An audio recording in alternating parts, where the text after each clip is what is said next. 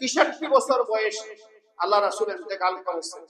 আল্লাহ রাসূলের দাড়ি এবং চুল 20টি, কেউ বলেছেন 23টি দাড়ি এবং চুল পেকেছিল 63 বছর বয়সে। সুবহানাল্লাহ। এত সুঠাম দেহের অধিকারী ছিলেন। খাবার খাইতেন কি একটু গুলি খাইতেন, খাইতে খাইতে গলা পর্যন্ত খাইতেন না।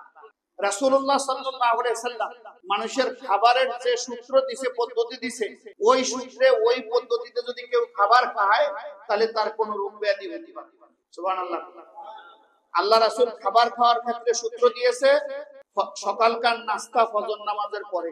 সকালের নাস্তা কখন পরে? নাস্তা খায় কাজ করতে বেরিয়ে যাবে, ঘুমাবেন না। ফজরের পরে যারা ঘুমাবে তার রিজিক কমে যাবে, তার রিজিকের বরকত নষ্ট হয়ে যাবে, ওই পরিবারের উপরে আল্লাহর রহমত নাজিল বন্ধ হয়ে যাবে। এই জন্য ফজর নামাজ পড়ে আল্লাহ রাসূল নাস্তা করতেন। দুপুরের খাবার খেয়ে যোহরের নামাজ পড়তেন। দুপুরের খাবার খেয়ে কথা কয় না আপনাদের মুখস্থ। ফজরের নাস্তা করতেন কখন? ফজরের পরে।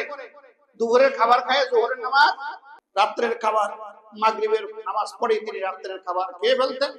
এরপরে রাত্রে আর কোনো খাবার খাইতেন না। এক নাম্বার 2 হলো খাবারের ক্ষেত্রে তিনি পেটের এক ভাগ খাবার, এক ভাগ পানি, এক ভাগ খালি। ডায়াবেটিস হওয়ার আর সুযোগ আছে?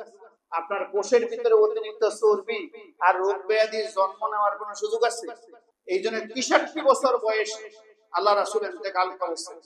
আল্লাহ রাসূলের দাড়ি এবং চুল 20টি, কেউ বলেছেন 23টি দাড়ি এবং চুল পেকেছিল 63 বছর বয়সে। সুবহানাল্লাহ।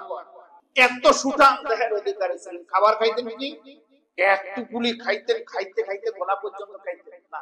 তিনি জবের রুটি খাইতেন, খেজুর খাইতেন, পনির খাইতেন, দুধ খাইতেন, হ্যাঁ, আঙ্গুর খাইতেন, কিশমিশ খাইতেন, এরকম খাবার খাইতেন। মনে রাখবেন, জয়তুন খাইতেন, তিন খাইতেন। আল্লাহ যে তিন ও জয়তুনের কসম খেয়েছে, দৈনিক যদি কেউ একটা 3 ফল 7টা জয়তুন ফল খায়, তার বার্ধক্য 40 বছর পরে আসবে। সুবহানাল্লাহ। কারণ মানুষের ব্রেনে যে মিথানোলিস হরমোন আছে, 40 বছরের পরে এই হরমোন কমে যায়, মানুষ আস্তে আস্তে বুড়া হয়ে যায়। এই মিথানোলিস হরমোন 3 এবং জয়তুন ফলে আছে। যারা কন্টিনিউ 3 এবং জয়তুন ফল খাবে তাদের বার্ধক্য 40 বছর পরে আসবে। দৈনিক যারা 5টি খেজুর খাবে তার শরীরে কোলেস্টেরল, মেদবুরি, তারপরে কি হার্ট অ্যাটাক, হার্টের রোগ, অন্যান্য রোগ, শারীরিক দুর্বলতা তার শরীরে কখনো আসবে না। সুবহানাল্লাহ।